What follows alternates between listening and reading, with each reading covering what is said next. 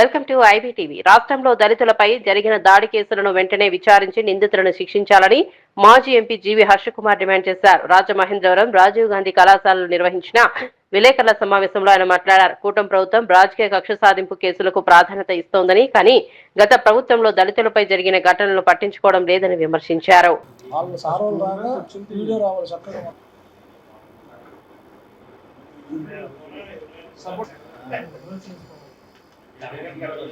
ఆంధ్రప్రదేశ్ రాష్ట్రంలో గత 2 సంవత్సరాలుగా సుమారు 15 మంది దళితులపై విచక్షణాపూరితమైన దాడులు జరిగి వారు పూర్తిగా ప్రాణాలు కోల్పోవడం జరిగింది.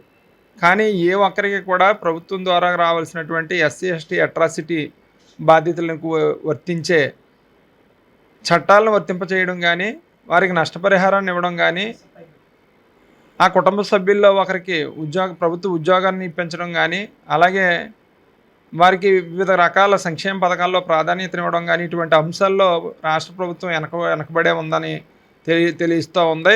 ఇది గమనించినటువంటి అన్ని ప్రజా సంఘాలు, ముఖ్యంగా మాదిగ రిజర్వేషన్ పోరాట సమితిలో ఉన్నటువంటి అన్ని అనుబంధ సంఘాలు కూడా ముక్తకంఠంతో ఈ విషయాన్ని ఖండిస్తూ ఉన్నాయి.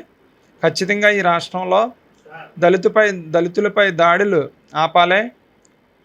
ఎట్టి పరిస్థితుల్లో కూడా ఏ ఒక్క ప్రాణం కూడా పోకూడదు, అన్ని ప్రాణాలు కూడా విలువైనవి అని చెప్పి డిమాండ్ చేస్తూ ఏపీ ఎంఆర్పిఎస్ మరియు అనుబంధ సంఘాలే కాకుండా అన్ని మాదిగ సంఘాలు కూడా ఐక్యవేదికగా ఏర్పడి రాష్ట్ర ప్రభుత్వం డిమాండ్ చేస్తూ ఉన్నాం.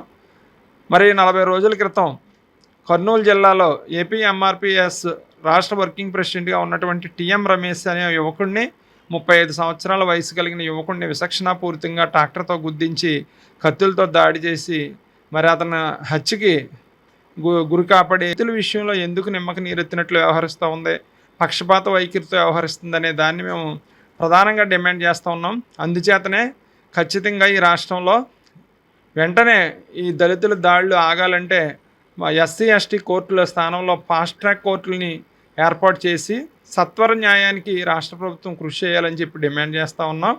అటువంటి సత్వర న్యాయం జరిగినప్పుడు ఎవరైతే దోషులు ఉన్నారో, నిందితులు ఉన్నారో వారికి శిక్ష పడినప్పుడు ఖచ్చితంగా తప్పు చేయడానికి భయపడతారు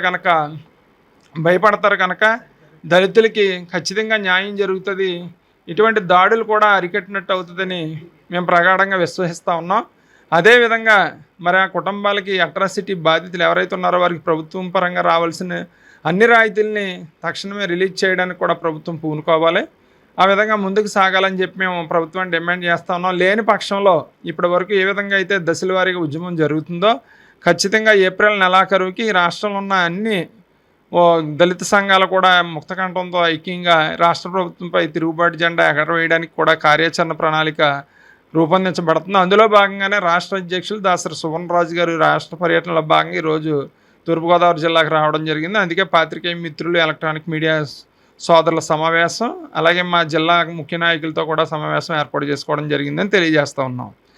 ఈ సమావేశంలో నేను ముందుర్తి సుబ్బారావు, మాదిగ ఉద్యోగుల ఫెడరేషన్ ఆంధ్రప్రదేశ్, అదేవిధంగా తూర్పుగోదావరి జిల్లా ఇంజస్ కోడ్ కిషోర్ కుమార్, అలాగే రాజానగరం నియోజకవర్గ ఇన్ఛార్జ్ దొల్ల వీర్రాజు గారు, జిల్లా ఏపీఎంఆర్పిఎస్ యువజన నాయకుడు పైడిమల్ల అరుణ్ కుమార్, పల్నాడు జిల్లా అధ్యక్షులు తలారి నాని, అలాగే రాష్ట్ర అధ్యక్షులు దాసరి సువర్ణరాజు, అలాగే రాష్ట్ర యువజన విభాగం నాయకుడు ఎం అశోక్ తదితరులు పాల్గొన్నారు. అందరికి కూడా ఉద్యమ నమస్కారాలు తెలియజేస్తున్నాం.